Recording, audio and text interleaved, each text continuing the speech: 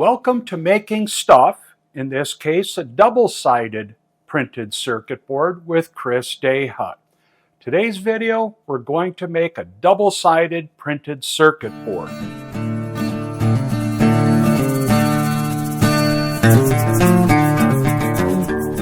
This circuit board not only will be double-sided, but will also be utilizing a mix of surface mount components and through-hole components.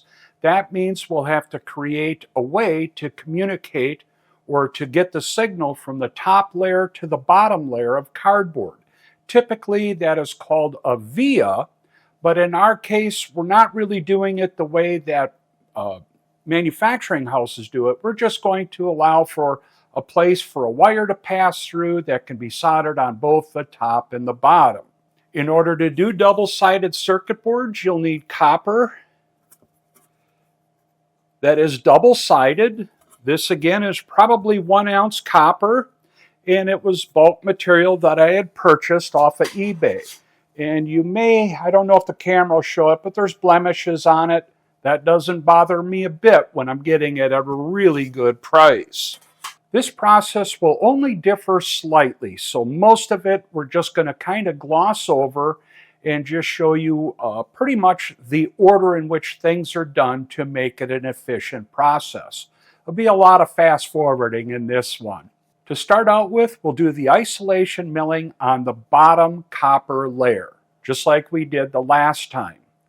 Then after that's done, I'll remove it, do a light sanding on it, remount it right back to the spoil board again, and then we'll do the isolation milling on the top copper layer. And that will be to go around all the pads, the traces that are up there, and the surface mount pads as needed for those components. Once that's done, we'll take the board, clean it up, sand it up, deburr it, go through the process of tinning it, and then painting the top surface, which will require yet an additional simple step. Then it goes back onto the machine for the final step, and that's the legend or letter engraving that will be done on that top surface. The design isn't that much different. You'll have your traces on the bottom copper layer and on the top copper layer, along with legends. So you just go through, lay out your components and your holes, connect all the traces together. Then we'll output the different operations as we did in the previous example, and then we'll load that up into the CAM software, in this case the custom software that I wrote, and it'll convert all that geometry into CNC program code so we can run it at the machine. At this point we can move forward. I've already loaded the program, checked it. I've got the workpiece material already mounted to my spoil board and its work offset measured and set in the controls. So we're ready to hit cycle start.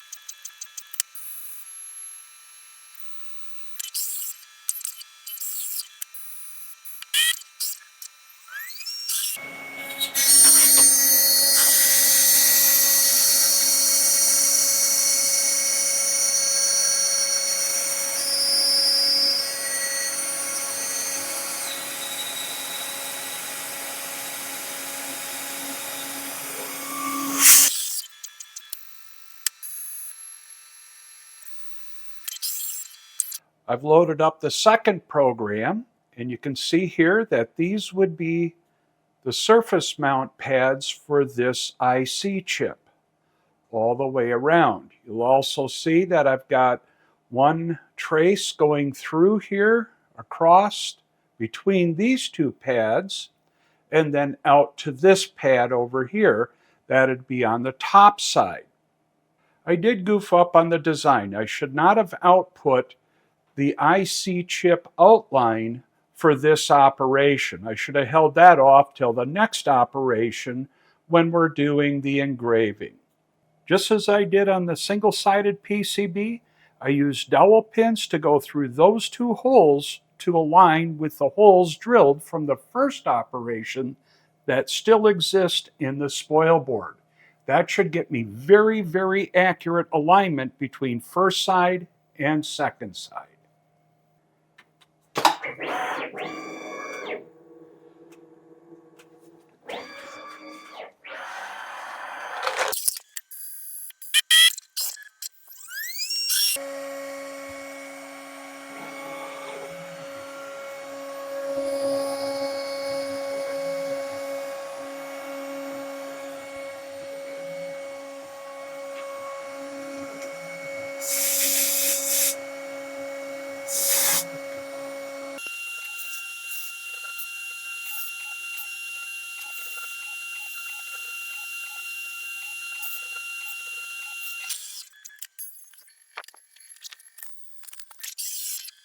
This is what our double-sided PCB looks like so far. We've isolation milled the bottom, milled the outline shape, drilled the holes. We then did the same process on the top side. Remember, this will be the top side of the circuit board with a surface mount chip there. We've gone through and tinned it. Now the next step, because there is an engraving on here in Legends, I need to paint this black. But if I do that at this point, we're going to have a problem because I won't be able to solder on the pads here. So I need to mask those areas off. You can be as detailed as you want in that process. I myself kind of cheated a little bit and just block out the whole area so that the paint doesn't get on either the trace or the pads, especially when they're this close together. To help with that, when you're really doing detail work, you can buy masking tape in all thicknesses. This is about 1.5 millimeters or 1/16 of an inch. This is 1/8 of an inch, which is about 3 millimeters, and this one's 1/4 of an inch, which is close to 6 millimeters. And of course, you can get it larger sizes as well. But what I'll do, I'll apply a piece large enough to cover the pads and these traces, and then I'll try to cut an outline shape that looks reasonably respectable. Because this tape is somewhat translucent, it should be pretty easy to come up with a way to cut around our traces, which are hidden under the tape, to come up with a somewhat clean-looking mask job.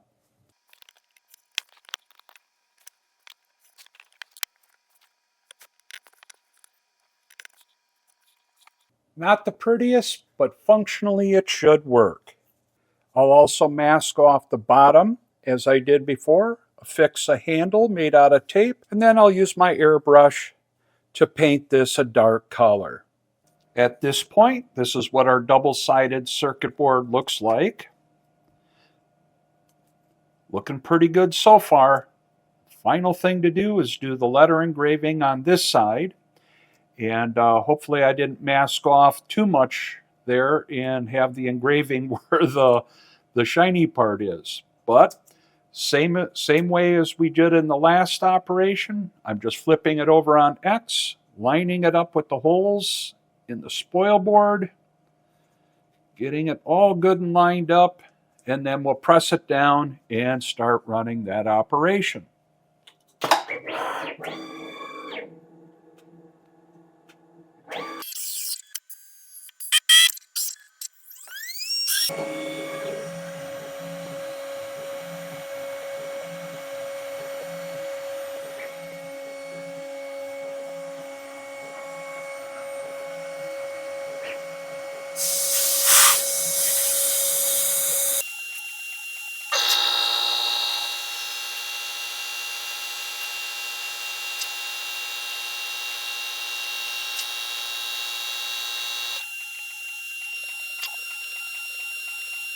Well, overall, it turned out pretty good.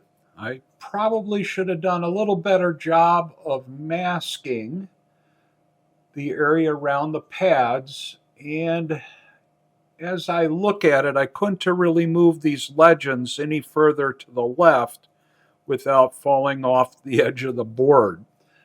But that is a double-sided isolation milled circuit board with very small traces going between legs on the through-hole components and with traces passing through or between the pads on the surface mount component area, complete with legends. Not too bad for what we're working with.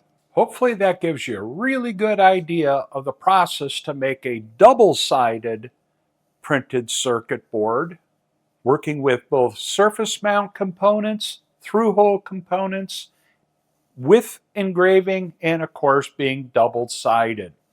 It's a more involved process, but what is important, and hopefully you noticed, the location of the pads on the surface mount side were perfectly concentric with the through holes that were drilled from the bottom side. And that is absolutely paramount to having a successful PCB.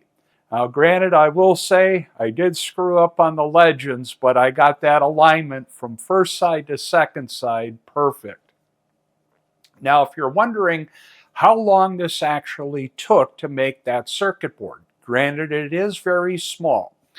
The cycle time on the first operation, where we isolation milled the bottom copper layer, was 9 minutes 33 seconds. When we did the isolation milling on the top copper layer, the top surface, was 2 minutes and 53 seconds. And to do the engraving was 3 minutes and 17 seconds. So overall, time-wise, not really all that long. Of course, you got to add in the time to do the cleaning, the sanding, the tinning, as well as the painting of the upper surface. So you got a little more time in that. Could have been done in about an hour with fast drying paint, such as the alcohol acrylic that I'm using in my process. Next up, we're going to be taking a look at doing a panelized process to increase efficiency.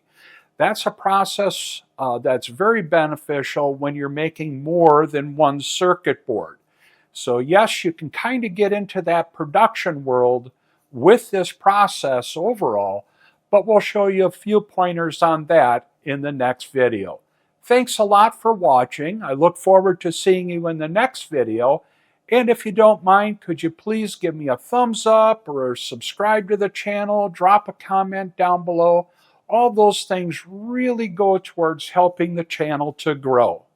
See you next time.